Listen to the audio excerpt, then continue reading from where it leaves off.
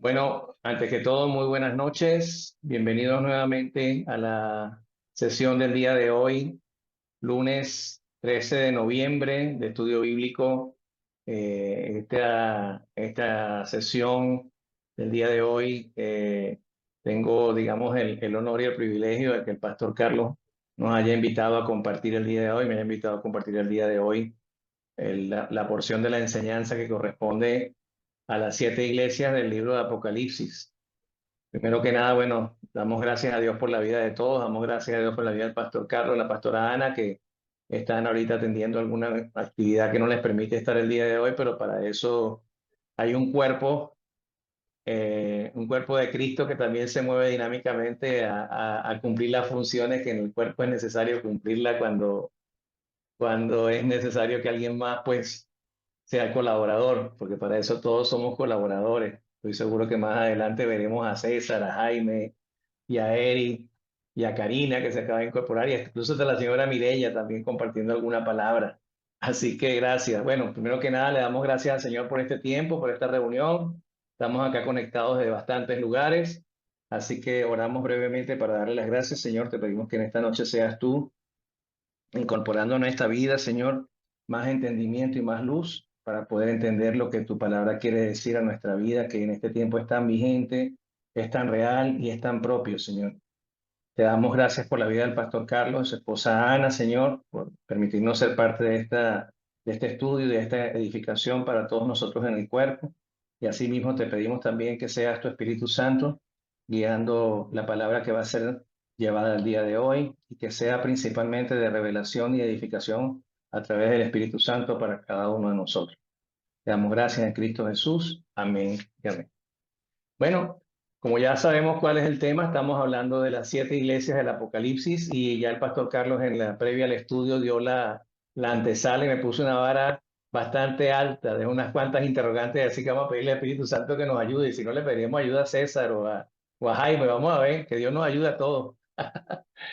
Bueno, mis hermanos, vamos entonces a compartir la pantalla para ver la porción del estudio que corresponde el día de hoy, que tiene que ver con la iglesia de Pérgamo, ¿sí? Así que vamos a compartir. Me dicen, por favor, ¿se puede ver? ¿Lo están viendo? ¿Sí se Sí, ve el ahí texto? Perfecto. Ok, muchísimas correcto. gracias. Bueno, vamos a compartir entonces esta porción y vamos a leer del libro de Apocalipsis. Este es el capítulo 2. Estamos hablando del mensaje, el mensaje de las 7 iglesias, ¿sí? Y en ese mensaje de las 7 iglesias estamos viendo en el día de hoy el correspondiente a capítulo 2 a partir del versículo 12, el mensaje a la iglesia de Pérgamo. Dice la palabra de Dios. Dice, y escribe el ángel de la iglesia en Pérgamo, el que tiene la espada aguda de 2 filos, dice esto. Yo conozco tus obras y dónde moras, dónde está el trono de Satanás, pero retienes mi nombre y no has negado mi fe, aún en los días en que Antipas, mi testigo fiel, fue muerto entre vosotros donde mora Satanás. Pero tengo unas pocas cosas contra ti, que tienes allí a los que retienen la doctrina de Balaam, que enseñaba a Balac a poner tropiezo ante los hijos de Israel, a comer de cosas sacrificadas a los ídolos y a cometer fornicación. Y también tienes a los que retienen la doctrina de los nicolaitas, la que yo aborrezco. Por tanto, arrepiéntete, pues si no, vendré a ti pronto y pelearé contra ellos con la espada de mi boca. El que tiene oído, oiga lo que el Espíritu dice a las iglesias. Y al que venciere, daré a comer del maná escondido y le daré una piedrecita blanca y en la piedrecita escrito un nombre nuevo, el cual ninguno conoce sino aquel que lo recibe. Vamos a dejar de compartir pantalla. Esta palabra está fuerte, mi hermano, está tremenda. Imagínense toda esta cantidad de cosas que estamos viendo acá, de cómo nos está hablando, de primero que nada, que ahí está Satanás. Y a mí, bueno, tremendo. O sea, imagínense ustedes cómo va a entender uno que en una iglesia puede estar Satanás.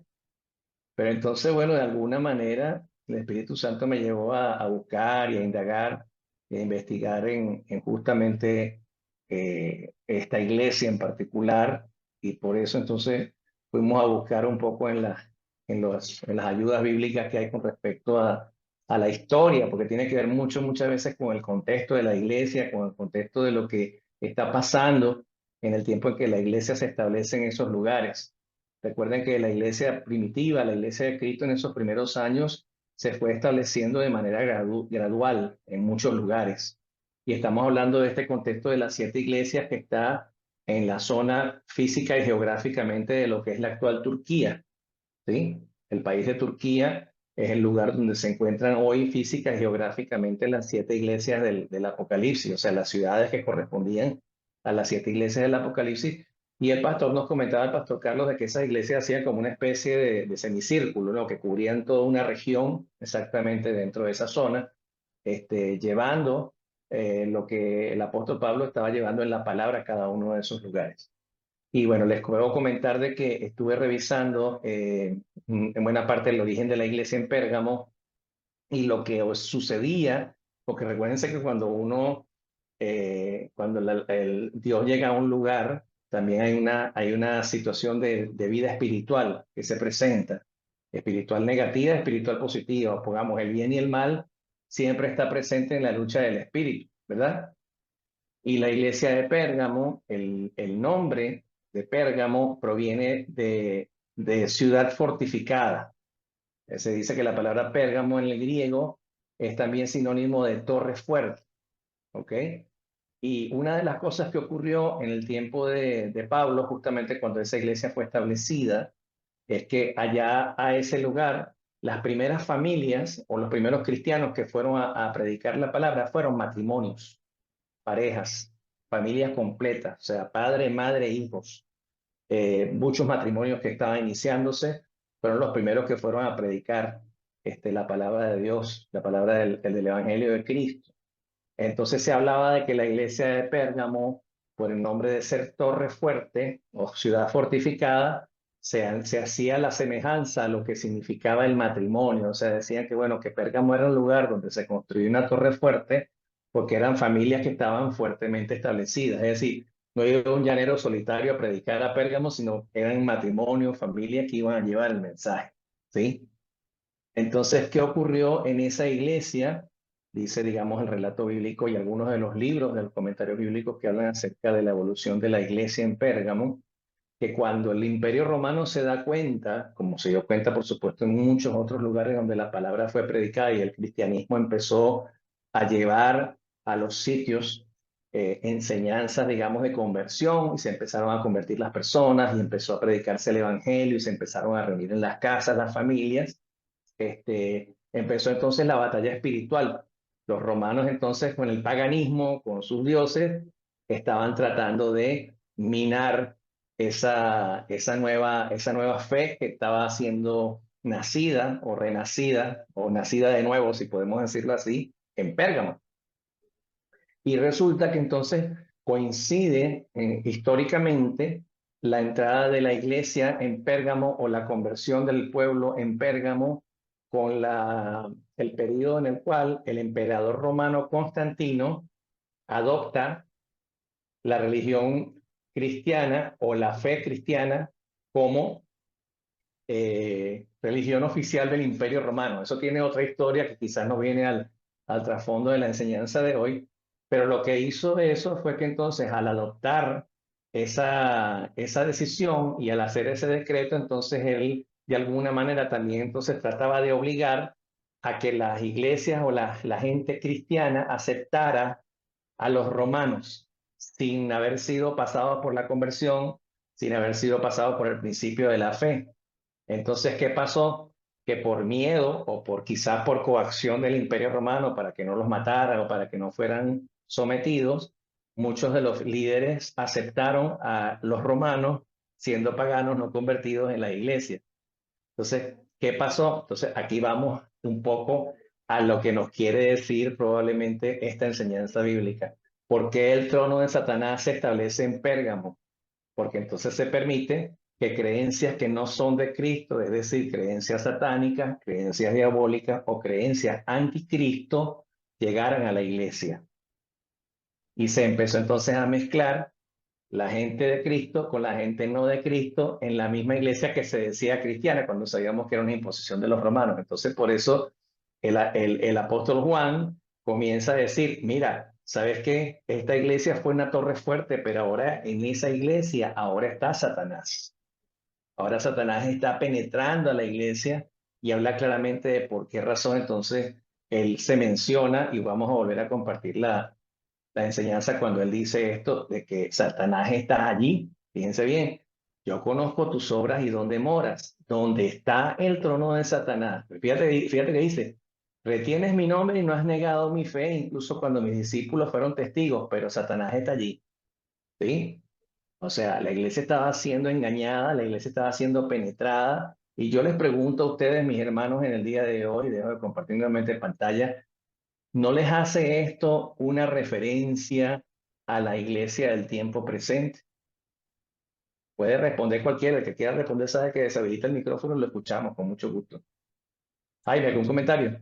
Sí, de alguna otra manera, la iglesia ahorita en todos sus aspectos ha sido permeada por el mal, pues. Y a veces tenemos compañeros en la misma iglesia que no están muy claros en su fe. Y eso abre puertas a que el mal empiece a penetrar, empieza a tener problemas, rencilla, ese tipo de cosas que empiezan a entrar por la raíz para entonces dividir la iglesia por completo. Eso está presente en Muy todas las bien, Jaime, iglesias. muchas gracias por tu comentario. Eric, ¿algún comentario con respecto a eso? Reforzando lo que dice Jaime o algo que quieras compartir. No, totalmente de acuerdo con Jaime, ¿verdad? Que el pecado o el mal comienza a entrar en las iglesias, pero lo peor es que muchas de las cabezas, los líderes, se hacen de la vista gorda, ¿verdad? Saben que eso está ahí, se hacen de la vista gorda y hay consecuencias para eso. Y creo que muchos quieren omitir esas consecuencias, ¿verdad? Y solo quieren ver el lado bueno, pero para llegar a ese lado bueno hay que resistir y apartar muchas veces el mal, el pecado. Entonces yo creo que eh, en las iglesias está, en toda iglesia está, como dice la Biblia, el diablo anda como león rugiente buscando a quien devorar, ¿verdad? Y casi siempre anda en las iglesias buscando a esos cristianos debilitados para apartarlos o buscar cómo derribar la cabeza. Pero muchas veces las cabezas no están en todas y están muy concentrados en otras cosas en lugar de estar velando por la iglesia. Es que yo creo que las iglesias están compitiendo más por volumen que por fe. Las iglesias quieren tener el volumen de gente. Entonces, en el volumen de gente entra todo. ¿Qué sucede? Las iglesias tienen que buscar es la fe, que sus cuatro son cinco, son 10, son 20, son 30, X. Pero si tienen fe, esa iglesia va a tener buena semilla y va a dar buenos frutos. Pero si buscamos volumen, el que mucho abarca a veces poco pues, el que mucho abarca poco aprieta. Y eso es lo que trae trayendo problemas con la permeabilidad del mal en la iglesia. Así es. Bienvenida Patricia y Mónica al estudio. Estamos hablando del estudio del mensaje de las siete iglesias, hablando de la iglesia de Pérgamo. Ya compartimos la primera parte, pero hicimos una acotación con respecto a que en esa cita bíblica, vamos a compartirla rapidito nuevamente para que puedan verlo, hace referencia a que la iglesia de Pérgamo es llamada de alguna manera como que está el trono de Satanás, y la gente se queda un poco seca con este comentario porque pareciera que como que, bueno, ¿cómo se permite que el trono de Satanás esté allí? Y bueno, justamente una de las cosas, si quieren ahora revisan los versículos, ya cuando dejé de compartir, una de las cosas que ocurría era que estuvimos investigando acerca de la iglesia de Pérgamo y el tiempo histórico que le tocó vivir. Y fue justamente en el tiempo de Constantino, cuando se declara la fe cristiana como la fe del Imperio Romano.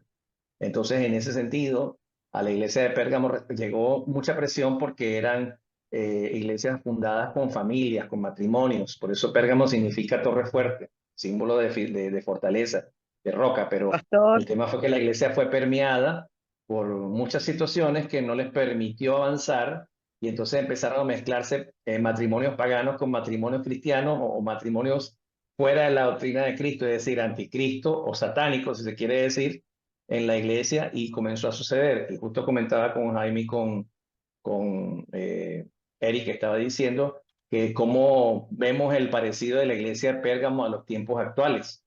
Y se hablaba acerca de esto. Hermana Lorena, ¿usted quería decir algo? Sí, buenas noches, bendiciones para todos. Adelante. Acá es donde el cristianismo se mezcla con el paganismo, ¿no?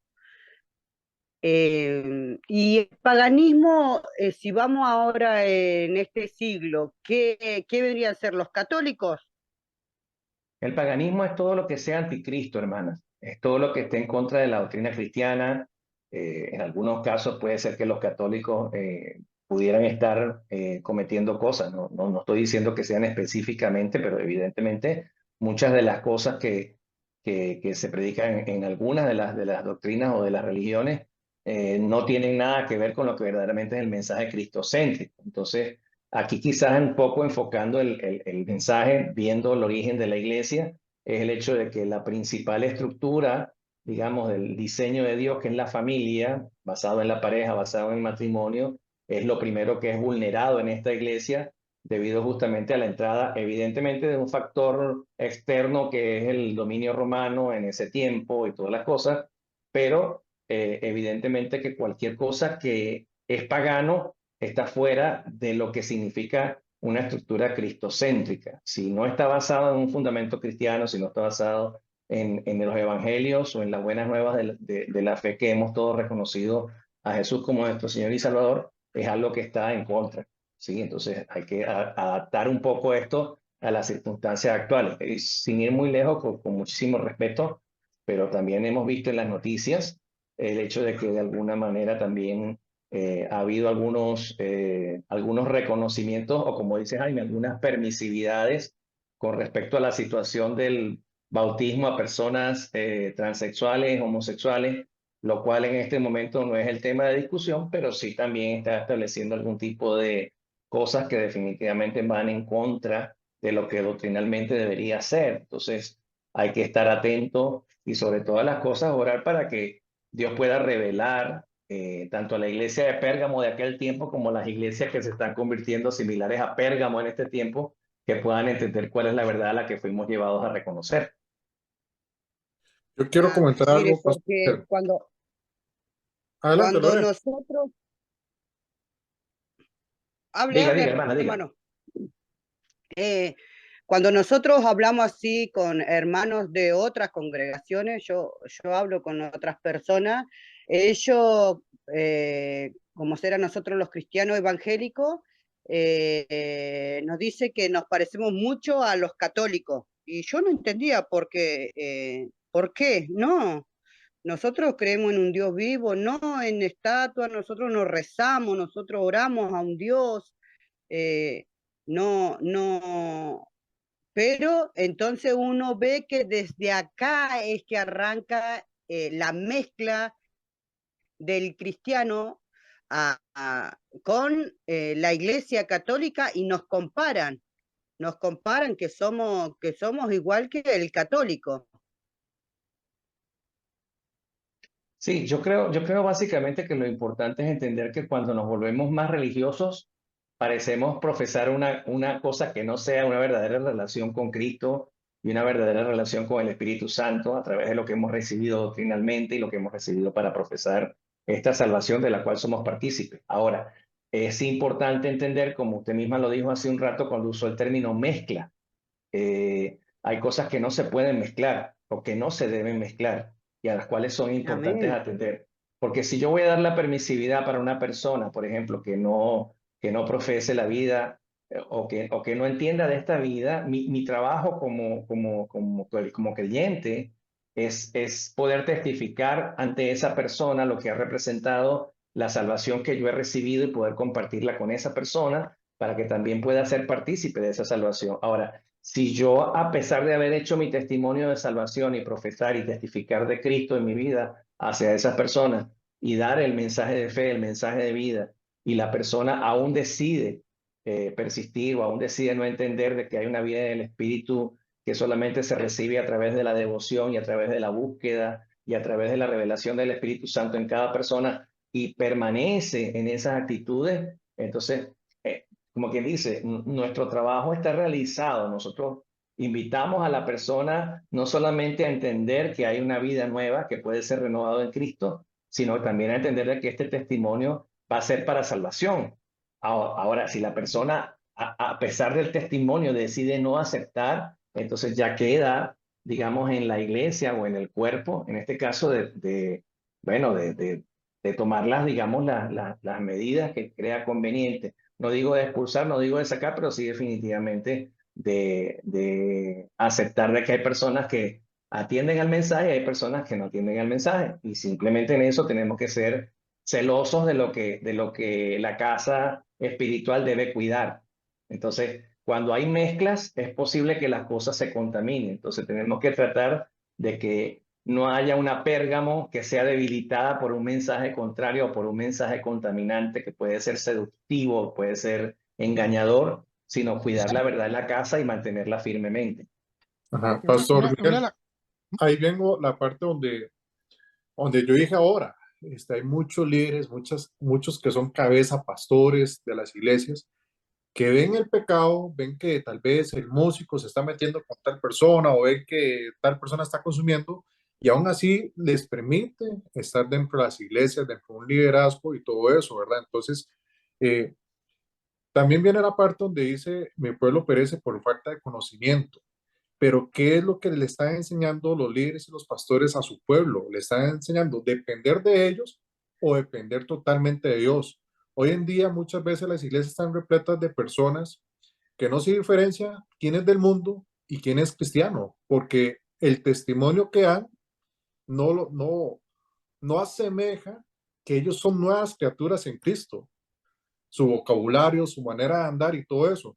Y creo que algo que sorprendía a la gente cuando Jesús estaba en la tierra era que sabían quién era él solo por el hecho de verlo caminar.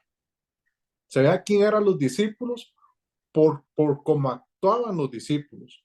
Hoy en día los cristianos nos falta mucho. ¿Por qué? Porque no estamos estudiando la Biblia, no tenemos una comunión y una intimidad con Dios.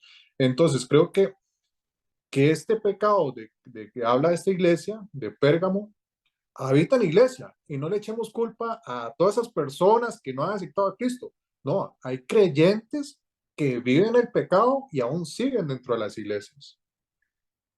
Muchas gracias, Eric. De verdad que excelente y enriquecedor este comentario. Y qué importante entender que justamente lo que tú estás diciendo, como decía Jaime, la permisividad. Y después me encantaría escuchar a Patti, que seguro que también está afinando por algún comentario ahí apropiado, como siempre. La permisividad antes de cuidar la calidad. Es decir, muchas veces se cuida la cantidad por la calidad o sacrificamos la calidad por la cantidad. No es que estoy diciendo que ese sea el común denominador, pero estamos hablando de la iglesia en general, o sea, la iglesia que no sigue el principio de la doctrina de Cristo. Si a ver vamos, Pérgamo se convirtió en una iglesia donde reside Satanás porque lo primero que se dejó entrar, y en este caso lo que ocurrió a través del paganismo, fue la idolatría.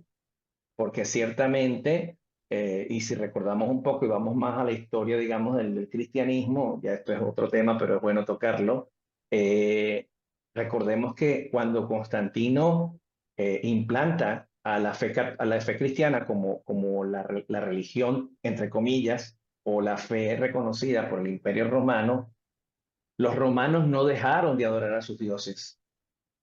Los romanos siguieron adorando a sus deidades paganas. Es decir, es más, lograron crear un sincretismo y entonces ahí se considera a ciertas figuras de la iglesia pagana identificarlas con figuras de la fe cristiana. O sea, empezó a ver el sincretismo, que fue lo mismo que ocurrió cuando en algún momento la santería cubana tomó las figuras o imágenes de la fe cristiana conocida para convertirlos en figuras del paganismo santero. Muy parecido. En este caso fue hacia la fe católica, pero es un ejemplo muy parecido de cómo de alguna manera buscamos disfrazar las cosas. Y entonces aquí es donde entra el engaño de Satanás, porque Satanás hace ver, de acuerdo a la seducción y de acuerdo al engaño, de que las cosas tan malas no son tan malas, sino que podrían ser más o menos buenas. ¿Me explico? Entonces, miren qué tremendo lo que nos dejó el pastor Carlos, pero como para pensar, porque fíjense que recuerden, y eso es importante, que el mensaje sigue siendo un mensaje vigente a la iglesia. O sea, la iglesia, como tú dices, Eric, debe cuidar que verdaderamente el celo, porque la iglesia se mantenga en Cristo, porque se mantenga pura y sin mancha, porque se mantenga apartada para el Señor, prevalezca, más que cualquier tipo de engaño que pueda haber o más que cualquier tipo de situación que pueda haber. Quería tomar un poco entonces para continuar el tema de lo que toca también la cita bíblica de Pérgamo para terminar de reforzar lo que estamos viendo y vamos a volver a compartir la pantalla. Voy a volver a leer. Aquí dice, después que leemos lo que respecta a el yo conozco tus obras, donde mora Satanás, entonces aquí dice en el versículo 14, pero tengo unas pocas cosas contra ti, que tienes allí a los que retienen la doctrina de Balaam, que enseñaba a Balac a poner tropiezo ante los hijos de Israel, a comer de cosas sacrificadas a los ídolos y a cometer fornicación. Y también tienes a los que retienen la doctrina de los nicolaitas, a los que yo aborrezco. Recuerden que los nicolaitas ya los había mencionado en la iglesia de Éfeso, ¿se acuerdan? Lo habíamos visto en el capítulo 1 cuando estábamos hablando de la primera iglesia. Bueno, entonces dice claramente de que nos habla de Balaam y de Balac. Y yo quiero tomar en este momento la porción de... ¿Algunos de ustedes conocen la historia de Balaam? ¿Se acuerdan? ¿Alguno me puede recordar, si de los que están acá presentes? Sí, es el que le pega a la burra y el ángel le habla y le habla a la burra. Esa es la parte que todo el mundo se recuerda porque es la más sencillita de recordar. Cuando le pega a la burra y la Sí, burra le ama. porque Exactamente, a hermano. él era un profeta de Dios y a él le pagan mucha plata para que vayan a maldecir al pueblo de Israel. Muy bien, muy bien. Exactamente eso es lo que vamos a compartir ahora y me voy a tomar la libertad de comenzar a leer la porción del libro de Números, capítulo 22, que habla justamente. Después lo pueden buscar, léanse Números 22 y 23. Espectacular la enseñanza, pero vamos a tomar una porción para que no se nos vaya todo el estudio. ¿Sí? Dice, en Números 22 comienza el libro diciendo que Balac manda llamar a Balaam. ¿Ok? Partieron los hijos de Israel y acamparon en los campos de Moab junto al Jordán, frente a Jericó. Y vio Balac, hijo de Zippor, para que tengan claro todos, Balac era un rey, o sea, una persona importante, ¿verdad? Todo lo que Israel había hecho al amorreo, es decir, cómo el pueblo de Israel había avanzado y tenido victorias, ¿verdad? Voy a hacer un poco más parafraseando para no ponerlo tan largo. Dice, y Moab tuvo temor a gran causa del pueblo, porque era mucho, y se angustió Moab a causa de los hijos de Israel. Y dijo Moab a los ancianos de Madián, ahora lamerá esta gente todos nuestros contornos, como lame el buey y la grama del campo. Y Balac, hijo de Zippor, era entonces rey de Moab, ahí lo está diciendo. Por tanto, envió mensajeros a Balaam, hijo de Beor, en Petor, que está junto al río en la tierra de los hijos de su pueblo, para que lo llamasen diciendo, un pueblo ha salido de Egipto, y aquí cubre la faz de la tierra y habita delante de mí. Ven pues ahora te ruego, maldíceme este pueblo, porque es más fuerte que yo. Quizá yo pueda herirlo y echarlo de la tierra, pues yo sé que el que tú bendigas será bendito y que el que tú maldigas será maldito.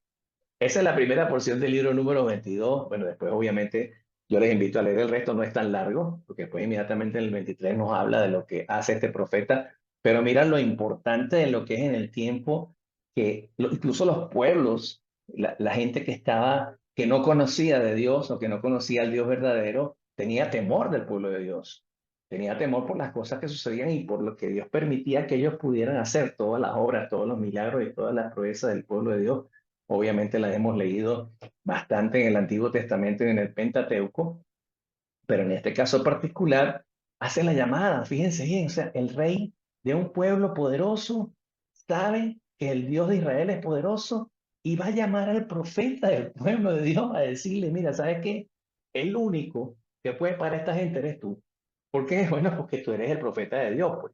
sea, tú eres el hombre que tiene el poder o eres designado con el poder de Dios para que la palabra que tú lances, como tú vienes y tú hablas con Dios, ¿verdad? Así que se lo podemos ver de esa manera.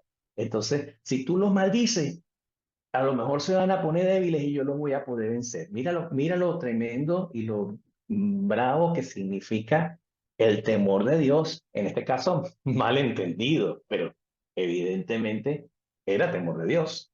O sea, el rey, a pesar de que estar haciendo lo inadecuado, estaba todavía reconociendo que tenía que temer al Dios de Israel, al Dios verdadero. Miren qué tremendo todo esto, cómo las cosas pueden también espiritualmente ser afectadas por una decisión, una mala o una buena decisión. Por eso entonces vemos el caso y bueno, después para no ir muy lejos en el libro, como dice la hermana Lorena, al hombre, a Balaam no solamente le fueron una comitiva, le fueron dos comitivas, le fue gente con regalos, le fue gente bueno, con obsequios, que literalmente lo estaban comprando, diciendo, bueno, mira, te vamos a dar todo esto si tú maldices a Israel, te vamos a poner en la buena, te vamos a bueno, lo que fuera. Y fíjense que el profeta lo que decía era, yo no hago nada si Dios no me dice. Yo no decreto ninguna palabra, yo no maldigo ni bendigo, yo no voy a hacer absolutamente nada si Dios a mí no me confirma lo que tiene que confirmarme por su palabra. O sea, si era un profeta de Dios, un hombre obediente, viendo, fíjense que estaba haciendo en ese momento entre comillas, como pasó con Pérgamo. Aquí quizás no era por la influencia por imposición, pero sí la influencia por chantaje, sí la influencia por lo que muchas veces en las iglesias, y hablo de las iglesias, incluyendo las iglesias de Cristo, han recibido seducción, han recibido gente que les ofrece, han recibido movimientos que dicen, y si tú permites que hagamos esto, entonces yo te doy esto. Si tú permites que tal cosa, yo te doy tal cosa. Estamos hablando de las iglesias, pero recordemos nosotros entonces que nosotros también somos iglesia, mis hermanos. Y nosotros también hemos sido tentados. Y nosotros también hemos sido llamados a ser seducidos, ¿o no, César? Tantas veces que han pasado cosas en nuestra vida y te ponen, como dice, las piedritas bonitas, ¿no? Los brillanticos bonitos como para decir, si te regalo estos brillanticos, tú te dejas, tú niegas a Cristo, tú te apartas de lo que te comenté, tú permites, bueno, pero si se están casando los homosexuales, pastor, ¿por qué no casamos a los homosexuales en la iglesia? Pastor, ¿por qué no? Sí, o sea, o hermano, ¿por qué no me aceptas esta, no sé cómo lo llaman, acá en Argentina lo llaman coima, en Venezuela lo llamamos guiso, en otros lados lo llaman chantaje, no sé la palabra que cada país utiliza, pero este, tú me aceptas esta cosita aquí y me dejas pasar son cinco piezas, pero déjame pasar una cesta y no me le cobres. No, digas que no, esa no está ahí, esa no es tú. ¿Cuántas veces nuestra fe, nuestra convicción puede haber sido movida por una seducción, por un engaño? Y esa seducción y ese engaño, ¿a qué nos lleva? A idolatrar. Esa seducción y ese engaño, ¿a qué nos lleva? A hacer algo que es anticristo. Por eso es que el apóstol Pablo decía, ahí está el trono de Satanás, hermano. O sea, lo están viendo y no se han dado cuenta. Está en la iglesia y no se han dado cuenta. Está al lado tuyo y no te has dado cuenta.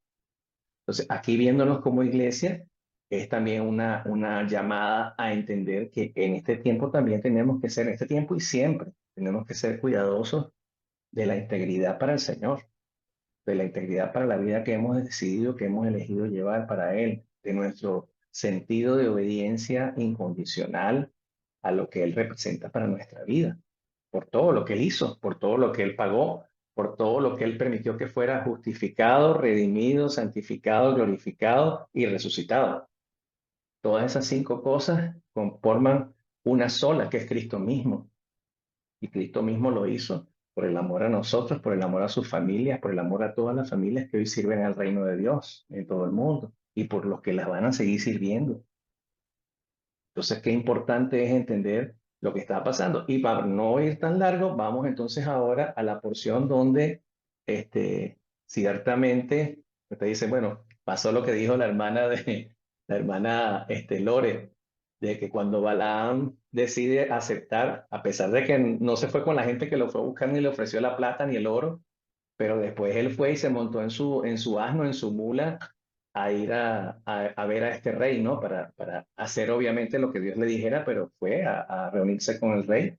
Y entonces pasa lo que pasa en el camino, que la burra comienza a corcoviar, como decimos en Venezuela, porque el asno estaba viendo el ángel que estaba delante de él y sintió temor. El animal también sintió temor de una presencia sobrehumana, poderosa, sobrenatural del Señor. Y Balaam se empezó, bueno, ¿y qué le pasa a este asno? Y volvió otra vez el ángel a aparecerse y volvió otra vez el asno a corcoviar hasta que entonces Balaam le pegó y Dios permitió que el asno hablara. Y ¿por qué tú me estás pegando? Y cuando le dijo la voz del Señor a través del asno, le dijo, bueno, date cuenta que vas hacia un destino perverso. Por si acaso no te habías dado cuenta, yo a través del asno, de la burra o de la mula, como lo quieran llamar cada quien en su país, Dios le habló a Balaam. ¿Cuántas veces a nosotros nos está hablando un mulo, mis hermanos, de parte de Dios? Y nosotros le estamos haciendo caso. Y nosotros somos capaces de entender que esa voz, aunque parezca rara, si entendemos lo que representa en un propósito en el Espíritu y para el Espíritu Santo y para nuestra vida espiritual, le estamos haciendo caso. ¿A cuántos de nosotros nos ha hablado la mula? Levanten la mano. Por aquí estoy yo. Bueno, bienvenidos al equipo. Gracias a Dios que escucharon y gracias a Dios que seguimos firmes. Amén. Vamos a compartir la porción donde Balaán le responde al rey. Y bueno, saltando un poco los capítulos, les recomiendo que lean números 22 y 23 para que lo puedan revisar. En números 23, a partir del versículo 13, que ya es la última parte, ya el rey le había pedido a Balaán que profetizara y ya Balaán se había negado una primera vez. Y ya esta segunda vez, cuando ya le insistí, y vuelve a insistir, pero bueno, tienes que profetizar. Entonces le dice aquí en el 23:13, y le dijo Balac a Balaam, te ruego que vengas conmigo a otro lugar desde el cual los veas. Solamente los más cercanos verás y no los verás todos. Y desde allí me los maldecirás, le dice el rey Balac a Balaam. Y lo llevó al campo de Sofín a la cumbre de Pisga y edificó 7 altares y ofreció un becerro y un carnero en cada altar. Entonces él le dijo a Balac, ponte aquí junto a tu holocausto y yo iré a encontrar a Dios allí. Mira qué tremendo, ¿no? Y Jehová salió al encuentro de Balaam y puso palabra en su boca y le dijo, vuelve a Balac y dile así. Y vino a él. Y he aquí que él estaba junto a su holocausto y con él los príncipes de Moab. Y le dijo Balac, ¿qué te ha dicho Jehová? Entonces él tomó su parábola y dijo, Balac, levántate y oye. Escucha mis palabras, hijo de Zippor. Dios no es hombre para que mienta, ni hijo de hombre para que se arrepienta. Y él dijo, y no hará, habló, y no lo ejecutará. He aquí, he recibido orden de bendecir. Él dio bendición y no podré revocarla. No ha notado iniquidad en Jacob, ni ha visto perversidad en Israel. Jehová su Dios está con él y júbilo de rey en él. Miren qué tremendo. Ya esta era la segunda o la tercera vez, no sé, hermano Lorena, creo que fueron 2 o 3 veces que cita la palabra, pero ahorita no me acuerdo. Pero sí, ciertamente ya esta era prácticamente eso. Ya Balac estaba a punto de decir, bueno, pero ¿qué es lo que pasa? Este hombre le estoy ofreciendo el oro y el moro y no me quiere escuchar. No está convencido que le estoy entregando la riqueza, ¿sí? Y sin embargo, ¿qué dijo? Dios no es hijo de hombre para mentir. ¿Se acuerdan? Esa palabra es tan citada bíblicamente. O sea, dice claramente, el hombre solo puede ser engañado, mas el que confía en Jehová será bienaventurado. Amén. Qué importante es poder comprender esto, mis hermanos. Fíjense bien ahorita, yo le doy gracias a Dios al pastor Carlos por habernos retado con esta palabra de la iglesia de Pérgamo, porque es tremendo.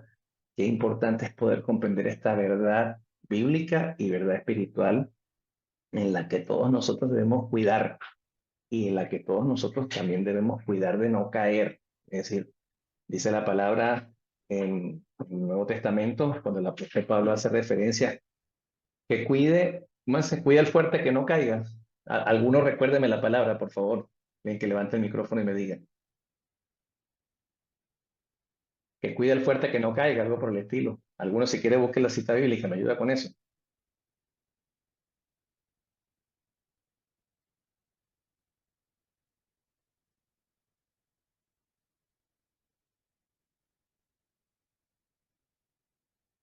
No tenemos.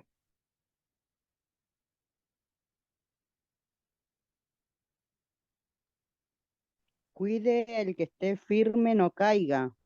Gracias, hermana Lore. El que esté firme, cuide que no caiga, o cuide el que esté firme, que no caiga. ¿Por qué?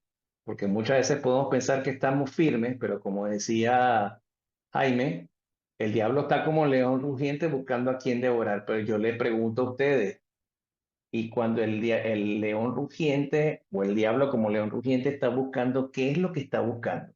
Alguien que me diga. ¿Qué busca el diablo? Como león rugiente. Si pusiéramos que el diablo en este caso personifica al león, ¿qué busca el león? Ayúdame, Bueno, Jaime. de alguna manera, lo que busca el La león comida. es llevárselo, llevarse a uno, o sea, llevarse la presa. Ajá, ¿Y por qué me quiere ¿y llevar qué es la la presa? presa? Porque ¿Qué es la él quiere, presa? ¿ah? ¿Qué es la Él- presa? uno como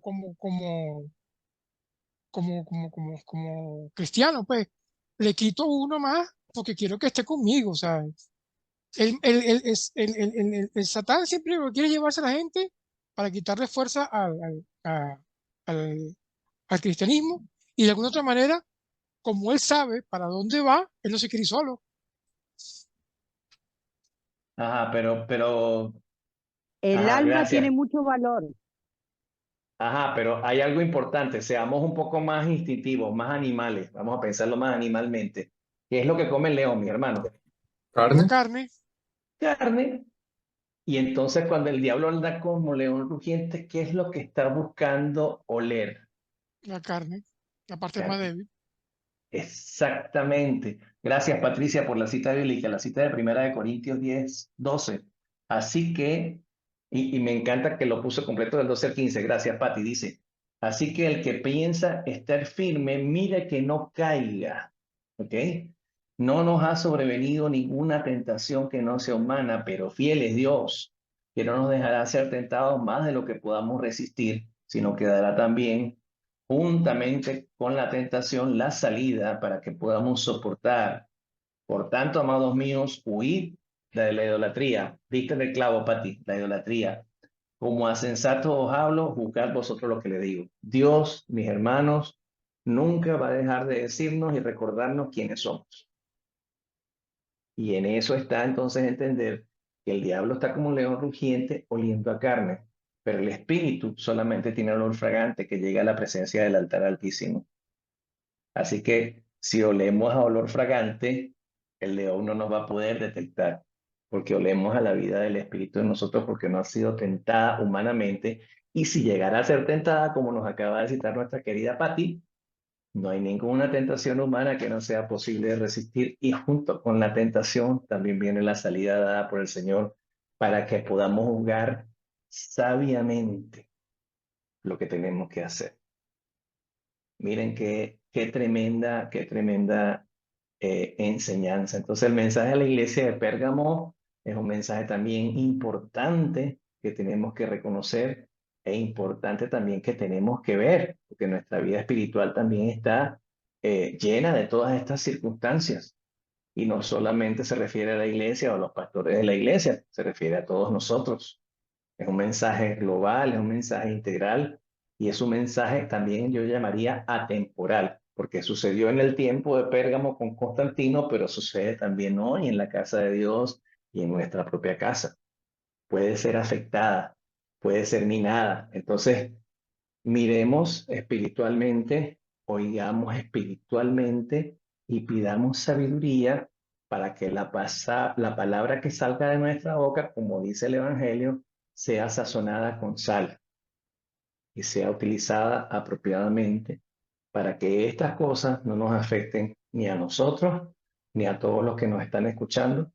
Y pedimos en el nombre del Señor de que esta enseñanza corta pero sustanciosa pueda ser de beneficio para todo aquel que la escuche hoy y el tiempo que sea necesario escuchar.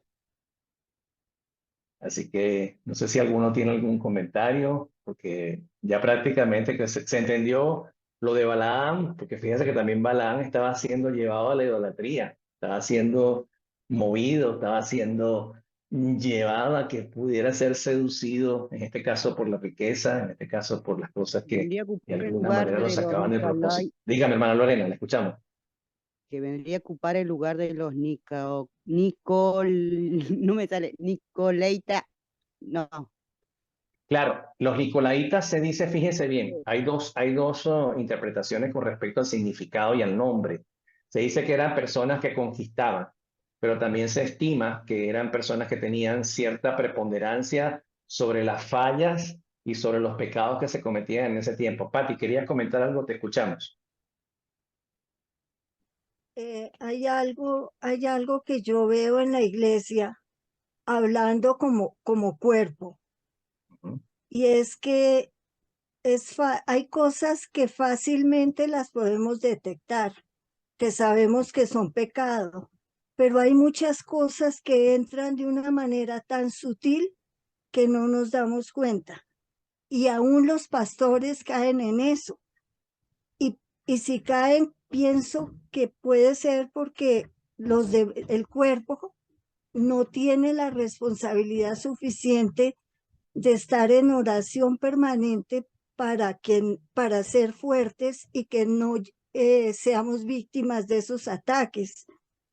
Entonces, hay muchas cosas que aparentemente son buenas en la iglesia y que aparentemente son buenas para la iglesia, pero uno no sabe hasta qué punto sí lo son y cómo al hacerlas estamos cayendo en un cambio de prioridades,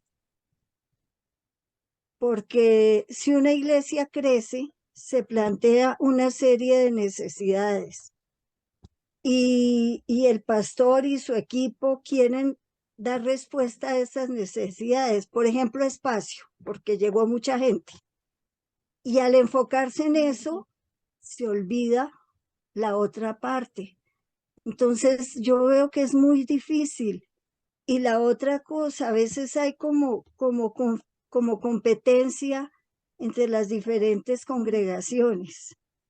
Entonces, una puede que estén buscando cosas buenas, pero y que son de Dios, pero en el momento en que entra la competencia, ya se contamina. Entonces yo veo muchas cosas así que sutilmente van llegando y que la gente es como arrastrada y no se da cuenta. Muy válido, Pati, muy válido. Gracias por el comentario. Y ciertamente es algo que sucede, es algo que puede estar sucediendo en algún momento. Por eso el apóstol Pablo es tan preciso siempre en los entendimientos y en los discernimientos para decir que velad y orad en todo tiempo. Es decir, no podemos descuidar la oración, no podemos descuidar la comunión del cuerpo. Y qué importante lo que acabas de decir porque tenemos que comprender nosotros, y bueno, yo también pues, yo como creyente y bueno, como pastor y como hermano, de que el cuerpo funciona en todas sus partes, el cuerpo no funciona solo, el cuerpo, y como muy bien dice el apóstol Pablo en Romanos y en Corintios con respecto a cómo funciona el cuerpo, todo debe estar ¿cómo se llama? Unido por las articulaciones, como dice en Efesios, que las articulaciones funcionen, que no podemos dejar que justamente el continuo orar y el continuo velar porque el cuerpo siga creciendo en armonía y de manera sana, es lo que va a evitar a que este tipo de situaciones pueda convertirse en un bien parecer, pero también que al final termina deteriorando el cuerpo de Cristo y deteriorando a la iglesia por sí misma. Entonces, qué importante el comentario. Cada uno de nosotros está llamado a ser una porción del cuerpo que va a seguir creyendo, velando, orando sin cesar para que la casa se mantenga sana, comenzando por nuestra casa espiritual y siguiendo por la congregacional, la familiar, que todas son parte del proceso al que tenemos que atender y al que hemos sido llamados en Cristo. ¿Sí? Hola. Sí, Cari, te escuchamos. Se Bueno, prendió yo la cosa. quisiera aportar algo Dale, te justo escuchamos. porque me pasó esta semana y creo que es importante, ahorita en este momento hay que trabajar mucho, ahí es donde entra la madurez espiritual de cada uno de nosotros y qué tanto conocimiento tenemos nosotros en la palabra del Señor para nosotros poder derribar también esos argumentos, ¿verdad?, que muchos tienen de la iglesia. Hace poco monté a una chica en el carro y la muchacha me dice, qué bonita música escuchas, yo antes iba a la iglesia y ya no voy a la iglesia, porque, o sea, ella dijo como que la gente en la iglesia era muy hipócrita, que aquí y allá, ¿verdad? Pero vamos a ver, yo le dije a ella, yo le digo, mira, la gente cree que las personas que van a la iglesia son personas, tienen que ser personas perfectas. Y realmente los que vamos a la iglesia somos personas tan defectuosas como los que no están en ella.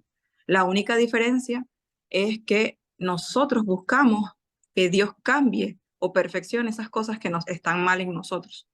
Entonces, eh, si nosotros no nos aferramos a ese Dios que es el que nos puede, el único que nos puede cambiar, entonces vamos a seguir siendo los mismos malcriados, las mismas personas que están en la calle y qué es lo que Dios quiere de nosotros, o sea, o qué es lo que Dios vino a hacer a través de Jesús, que nosotros no estemos solos, o sea, que nosotros encontremos en Él un apoyo para que Él nos transforme. O sea, y la transformación no es de un día para otro, la transformación es que yo fui a la iglesia hoy y ya mañana soy otra persona, no es cierto. O sea, la persona que crea que eso es así o sea, está errada completamente porque no es cierto. O sea, yo tengo 15 años casi yendo a la iglesia y todavía Dios me está cambiando, o sea, todavía Dios me está moldeando, todavía Dios me está transformando, quitándome cosas que yo digo, bueno, o sea, pero yo me tengo que dejar, yo tengo que trabajar en eso. Y hoy justamente estaba en una charla de feminismo y la muchacha decía, ella estaba contando su testimonio y ella lo que decía es que ella se salió de la iglesia porque la persona que estaba en la iglesia, la respuesta que le dio a que por qué ella sufría tanto era que esa era la voluntad de Dios. Y a partir de ahí, ella dijo, o sea, ¿cómo la voluntad de Dios va a hacer que yo sufra? Y ella se salió de la iglesia por eso. Entonces, ¿qué respuesta estamos siendo nosotros para las personas que están afuera? ¿Qué respuesta estamos siendo nosotros para los que no conocen al Señor? ¿Qué respuesta le estamos dando nosotros a los que están alrededor de nosotros? O sea, porque hay mucha gente que dice, yo no me voy a contaminar con fulanito de tal, porque aquel fulanito toma, porque aquel fulanito escucha otra música, porque aquel fulanito no sé qué. Pero ahí es donde tengo que estar yo para atraer a esa persona a los caminos del Señor. Poco a poco, no va a ser de la noche a la mañana tampoco, porque no es cierto. O sea, pueden pasar muchos años, pueden pasar mucho tiempo. Yo lo veo incluso con mi familia, y ahorita voy viendo cómo se van integrando uno, cómo el otro pide oración, cómo el otro, porque a pesar de que tú estás ahí, compartes con ellos, o sea, tú no eres de ellos. Y ahí es donde nosotros tenemos que hacer ese testimonio para los demás. Entonces, si nosotros no maduramos, sino que solamente estamos ahí metiendo el dedo en la llaga, que esta iglesia aquello, que esta iglesia no sé qué, que el pastor no sé cuánto, que el otro, o sea, no estamos madurando, nosotros no estamos pidiendo ese discernimiento, no estamos pidiendo esa sabiduría que el único que nos las puede dar es Dios, en definitiva. O sea, no existe otra persona, o sea, o otra cosa que nos las puede dar, sino solamente Dios y el Espíritu Santo. O sea, la relación que tenemos con Él y cómo crecemos en Él, en el que nosotros vamos a poder. Yo recuerdo un estudio bíblico donde mi tío decía, nosotros tenemos que ser puerta al cielo y puente de conexión con Dios, o sea, para que la gente se conecte con Dios. O sea, no estar ahí solamente señalando, ¿verdad? O bueno, yo vi aquí, o yo vi allá, o porque esta iglesia aquí, esta iglesia, o sea, todas las iglesias tienen errores, todas las iglesias tienen, porque todas las iglesias son dirigidas por personas y las personas cometemos errores. Karina, está cerrando casi con broche de oro lo que ahora voy a Buenísimo. compartir. Gracias por el excelente y enriquecedor comentario que Yo cierra creo muchas que cosas. una Y cosita que quería perdón, decir yo adelante es que, dale, Jaime, dale. como decía Karina, yo creo que en la iglesia nosotros tenemos que hacer, y me voy a la parábola que Estudiamos hace unas semanas atrás. En la iglesia somos tierra, donde nos siembran, pero fuera de la iglesia somos sembradores. Y estos sembradores simplemente vamos a seguir sembrando y sembrando y sembrando y sembrando. Y en algunas tierras vamos a tener cosechas, pero no todas, no en todas cosechamos. Así es, así es. Fíjate bien cómo termina para cerrar lo que Carolina está diciendo. Por tanto, arrepiéntete, pues si no, vendré a ti pronto. Y como dice, y pelearé contra ellos ¿con qué? Con la espada de mi boca, que es la palabra viva y eficaz, que como dice Hebreos, la espada que corta y que penetra y que separa las cosas de las cosas. El que tiene oído, oiga lo que el Espíritu dice a las iglesias. Y ahora tomamos la cita para cerrar lo que el pastor Carlos nos compartió en el previo. Al que venciere, daré a comer del maná escondido. ¿Qué es el maná, mis hermanos? El sustento. Yo soy el pan de vida, Cristo mismo, y le daré una piedrecita blanca, y en la piedrecita escrito un nombre nuevo, el cual ninguno conoce sino aquel que lo recibe. Mi hermano, todos recibimos esa piedrecita blanca porque conocimos a la roca que es Cristo. Y esa roca nos hizo cambiar de actitud, esa roca nos hizo cambiar de vida, esa roca nos hizo cambiar de naturaleza. Y como dice Karina, eso no ha terminado, eso sigue. Y eso va a seguir hasta su venida, mis hermanos. Hasta ese trono blanco, hasta esa segunda muerte, como decía el pastor Carlos en las otras enseñanzas, hasta ese tiempo, mis hermanos, ¿cuál es nuestro trabajo? Perseverar y como dice Pablo, prosigo al blanco, a la suprema meta del llamamiento que es en Cristo Jesús. De verdad que excelente. Gracias porque hoy la enseñanza fue una enseñanza de cuerpo. Aquí todos aprendimos y todos recibimos de todo. Estoy muy feliz por este corto pero sustancioso estudio del día de hoy. De verdad que bueno, si se quieren quedar un ratico más para compartirlo, ya saben que al terminar la grabación quedamos un poquitito más comentando los del grupo, pero por ahora vamos a terminar la noche y a bendecir al Señor con una oración. Hermana Patricia, ¿le encantaría, por favor, cerrar con una oración para terminar? Señor precioso, te damos gracias por estas enseñanzas que tú nos das. Gracias por las personas que están aportando a nuestras vidas con su entendimiento, ese entendimiento que tú les has dado. Señor, ayúdanos a grabar esas palabras en nuestras mentes, en nuestros corazones, y que podamos vivir conforme a ellas, para que tu palabra nunca se aparte de nosotros y podamos ser esa luz que alumbra a todos los que nos rodean. Te damos gracias en el nombre de Cristo Jesús. Amén. Amén. Gracias, Pati. Gracias, mis hermanos. A ti. Bueno, terminamos por esta noche la grabación del estudio de la iglesia de Pérgamo, que fue corto pero sustancioso. Gracias, Pastor Carlos, por el reto. Bueno, le animo a que vea el video, seguro lo va a ver para que vea que como cuerpo todos dimos respuesta y que el Señor nos siga dando respuesta a nuestros corazones y al Espíritu para seguir adelante en esta preciosa carrera de vida. En el nombre de Cristo Jesús. Muchísimas gracias. Nos volvemos a ver el próximo lunes y el Pastor Carlos estará atento para seguir con la enseñanza y bueno, un privilegio haberles podido acompañar en esta noche. Que tengan muy buenas noches. Dios me los bendiga.